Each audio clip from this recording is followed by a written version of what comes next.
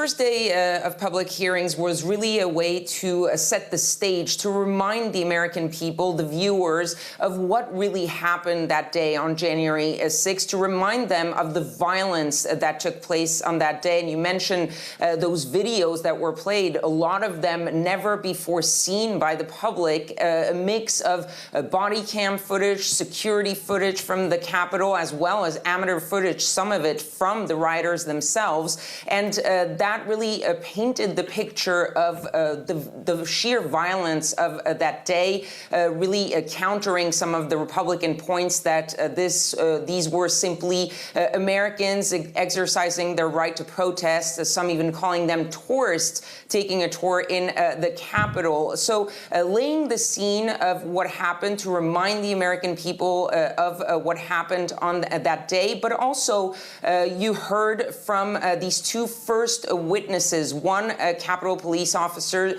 the other one a filmmaker. They also sort of underlying what exactly happened there. The police officer who called it a war zone. And you also had a few excerpts of some of the interviews of high public figures like the Attorney General Bill Barr, or like the daughter of Donald Trump, Ivanka Trump. And so those are sort of little excerpts, little teasers of what is to come in the future hearings.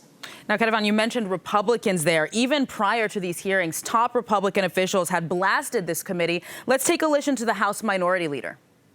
Speaker Pelosi's Select Committee on January 6th is unlike any other committee in American history. In fact, it is the most political and least legitimate committee in American history. It has used congressional subpoenas to attack Republicans, violate due process, and infringe on the political speech of private citizens. So, Kethevane, that was before the hearing started. Now that it's underway and we've seen more evidence, how are Republicans reacting, even as top Republican officials, as revealed by this hearing, seemed to have admitted that Trump's claims were false?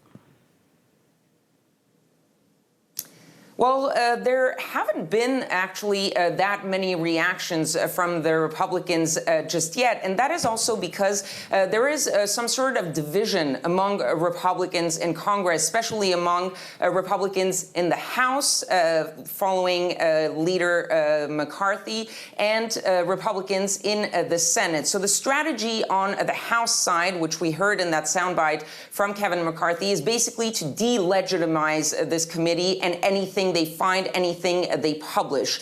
They want to have a counter messaging. They have a strategy, and they likely will be speaking more throughout the course of this month as we see these hearings, and to try to counter some of the evidence that the committee is going to be putting out. On the other hand, you have the Senate Republicans who have seem to have a different strategy, which is that they don't want to talk about the January 6th hearings. They do not want to focus on this. They want to move on. They want to focus on the midterms. And so you're seeing a little bit this division between the House and the Senate when it comes to how the Republicans are reacting.